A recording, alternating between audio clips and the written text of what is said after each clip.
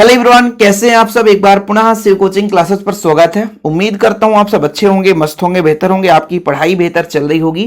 Class 11th chemistry में बच्चों आज हम बात करेंगे अनुनाद के बारे में। चैप्टर नंबर 4 चल रहा बच्चों। अनुनाद किसे कहते हैं, क्वेश्चन सीधा आता है। आपको कम से कम 2 एग्जाम्पल तैयार रखना है। अनुनाद ऊर्जा है क्या, और बच्चों अनुनादी संरचना की शर्तें क्या है, अनुनाद की प्रमुख शर्तें क्या है, ये लिखने को आता है। तो कभी कभी तो ऐसा क्वेश्चन आता है कि अनुनाद किसे कहते हैं, शर्त लिखिए, या केवल शर्त पूछ देगा बच्चों, या अनुनाद ऊर्जा की परिभाषा पूछ दी जाएगी। बस सिंपल है, 2 मिनट समय देंगे, चीजें क्लियर हो जाएगी। देखिए बच्चों, मेरे पास ये ओजोन है बच्चों, O3 है, ठीक है। अब यहां पर मैं थोड़ा सा आपके साथ चर्चा करूंगा। ये ऑक्सीजन है बच्चों, 3 ऑक्सीजन है, एक ये ऑक्सीजन है और एक ये ऑक्सीजन है, ठीक है सर। ऑक्सीजन के पास कितने इलेक्ट्रॉन होते हैं बता सकते हो आप लोग? बोलो सर, ऑक्सीजन के पास 6 इलेक्ट्रॉन होते हैं, 1 2 3 4 और मान लीजिए एक 5 हो गया, ये 6 हो गया। 6 इलेक्ट्रॉन होते हैं सर, ठीक। इसके पास भी 6 इलेक्ट्रॉन होंगे, इसके पास भी 6 इलेक्ट्रॉन होंगे। तो यहां भी इलेक्ट्रॉन बना लेते हैं, मान लीजिए इलेक्ट्रॉन बना लिए, ठीक है। इनके पास भी मान लीजिए 1 है, 2 2 4 1 5 1 6 हो गया। अब होता क्या है कि ये जो ऑक्सीजन है इसके साथ द्विबंध बना लिया, और ये ऑक्सीजन इसके साथ सिंगल बॉन्ड बना लिया। 2 बंध नहीं बना सकता, कभी भी 2 बंध बना ही नहीं सकता है, ये संभव ही नहीं है 2 बंध बनाने की। अब आप कहोगे सर ये अष्टक नियम का पालन नहीं करता, तो बिल्कुल हाँ भाई नहीं करता है, अपवाद है। लेकिन अभी हम आपसे कह देते कि सर जरूरी थोड़ी ना है कि यही ऑक्सीजन बस से द्विबंध बना सकता था, ऐसा भी तो हो सकता था कि ये सिंगल बॉन्ड बनाता और ये डबल बॉन्ड बनाता। तो बिल्कुल हाँ यार, संभव है, क्यों नहीं भाई। हम आपसे कह रहे हैं कि हमारे 2 दोस्त हैं, तो हो सकता है एक दोस्त से हमने 200 रुपए लिया और एक दोस्त से 100 रुपए लिया, उल्टा भी तो हो सकता था। तो जब जैसे ओजोन का संरचना सूत्र बनाया गया, तो सभी गुणों का अध्ययन एक ही संरचना सूत्र से नहीं कर सके, तो दूसरा भी संरचना सूत्र बनाया गया। अब बोले भैया इनका नामकरण करना पड़ेगा। बोले एक काम करो, इसका नाम दे दो अनुनादी संरचना, बस और कुछ नहीं है। जैसे मान लीजिए कोई काम करते हैं, कोई नई चीज आविष्कार करते हैं, तो उसका नाम तो देना पड़ेगा ना। तो ये नाम पड़ गया अनुनाद, मतलब ये जो प्रक्रिया है, यह जो धारणा है, ये अनुनाद कहलाया। देखो बच्चों, जब किसी अणु को एक निश्चित संरचना सूत्र द्वारा व्यक्त नहीं किया जा सकता, अर्थात उस संरचना सूत्र के द्वारा उसके समस्त गुणों का स्पष्टीकरण नहीं किया जा सकता, बल्कि अणु के अभिलाक्षणिक गुणों की व्याख्या 2 या 2 से अधिक विभिन्न संरचना सूत्र द्वारा दी जाए, तो इस घटना को अनुनाद कहते हैं। और ये सभी संरचना सूत्र अनुनाद संरचना सूत्र या कैनोनिकल रूप कहलाते हैं।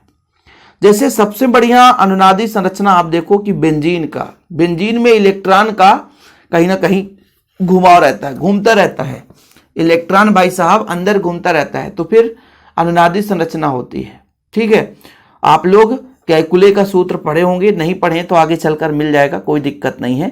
लेकिन बेंजीन में अनुनादी संरचना, जैसे मान लीजिए ये आपका बेंजीन है बच्चों, ठीक है, सिर्फ बेंजीन की बात कर रहा हूं। यहां पे आपका डबल बॉन्ड, यहां पे, तो इसकी इलेक्ट्रॉन भाई उल्टा भी तो घुमा सकते हो। देखो इस बार यहां पर कर दिया, यहां पर और यहां पर। अब ऐसा क्यों?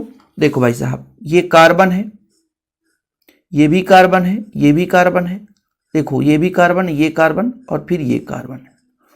सभी के पास एक एक हाइड्रोजन है, इसके साथ कोई छेड़खानी नहीं। अब सभी के पास 3-3 बंध हैं, तो हम यहां भी बंध बना दे। जब यहां बंध बना देंगे तो इसका 4 बंध हो गया, तो यहां पर हम खींच नहीं सकते। यहां पर बंध बना दें, इसका 4 हो गया, इसका 4 हो गया, यहां पे खींच नहीं सकते, यहां बंध बना दे। इसके उल्टा भी तो हो सकता था भाई साहब, इसको यहां पे न बनाकर यहां पर, इसको यहां पर न बनाकर यहां पर, ये बदल जाता। तो हम किसी यौगिकों का अध्ययन करने के लिए एक से अधिक संरचना सूत्र का प्रयोग करते हैं, और उन संरचना सूत्रों को बच्चों कहते हैं अनुनादी संरचना सूत्र या कैनोनिकल रूप कहा जाता है। ठीक है, चीजें क्लियर है अनुनाद के लिए। अब बच्चों जैसे माना गया कि भाई वास्तविक संरचना कुछ और था, लेकिन अनुनाद रूप में कुछ और हो गया, तो उनमें ऊर्जाओं का अंतर होगा, और वो ऊर्जाओं का अंतर बच्चों अनुनाद ऊर्जा कहलाता है। क्या कहलाता बच्चों? अनुनाद ऊर्जा कहलाता है। नोट कर लेना कि हमारे पास कोई यौगिक है, उसका वास्तविक ऊर्जा यानी कोई अणु है, उसकी वास्तविक ऊर्जा कुछ और होगी, ठीक है। और यदि वो अनुनाद रूप में हो गया तो उसका कुछ ऊर्जा में परिवर्तन हो गया होगा, तो उनमें ऊर्जाओं का जो अंतर है बच्चों वो अनुनाद ऊर्जा कहलाता है। यहां पर मैंने कार्बन डाइऑक्साइड का बना दिया बच्चों, CO2 का इस रूप में भी पाया जाता है, इस रूप में भी और इस रूप में भी पाया जाता है। ऐसे कार्बन मोनोऑक्साइड की संरचना आप देख सकते हैं, और O3 का हमने बना दिया है। 2-3 संरचना बना दिया क्योंकि एग्जाम में आपको लिखना रहता है ना, एग्जाम में आपको लिखना रहेगा, तो ये चीज क्लियर रहना चाहिए, ठीक है। कोई दिक्कत तो नहीं बच्चों। यहाँ पे प्लस माइनस क्यों हुआ? क्योंकि इलेक्ट्रॉन का ट्रांसफर हो गया, इलेक्ट्रॉन ट्रांसफर हो गया है, ठीक है, इसलिए। जैसे यहां पर इसको मैं समझाता हूं, ठीक है। ये आपका कार्बन के पास 4 इलेक्ट्रॉन है तो 2 बंध बनाकर रखा है, 2 एक्स्ट्रा बचा बच्चों। और ये इसके पास टोटल 6 इलेक्ट्रॉन है तो 2 बंध बनाया है और 4 इलेक्ट्रॉन और बचे हैं। ये 2-2 इलेक्ट्रॉन साझा करके बंध बना है कार्बन मोनोऑक्साइड। अब प्लस माइनस कैसे आता है कि जैसे मान लीजिए बच्चों इसका 1 इलेक्ट्रॉन इधर चला जाए तो कार्बन के पास कुल कितना इलेक्ट्रॉन होता है? टोटल होता है 4 इलेक्ट्रॉन। तो जब एक ऑक्सीजन के पास टोटल कितना होता है? 2, 2 4 और 2 6। जब ऑक्सीजन के पास -4 जाएगा और कार्बन के पास +4, इसका मतलब कार्बन 1 इलेक्ट्रॉन किसको दे दिया? ऑक्सीजन को, फिर बंध बना। तो ये आपका बच्चों माइनस प्लस हो गया है। यदि मान लीजिए ऑक्सीजन कार्बन को देता बच्चों, तो फिर ऑक्सीजन पर +4 आ गया। जैसे ये कार्बन है 2 इलेक्ट्रॉन 2 4, ऑक्सीजन है बच्चों 2 2 4, तो ये बंध बन गया, ठीक है। अब इलेक्ट्रॉन के ऑक्सीजन के पास इलेक्ट्रॉन 6 होते हैं, 2 2 4 हो गया, 5 हो गया, 6 हो गया।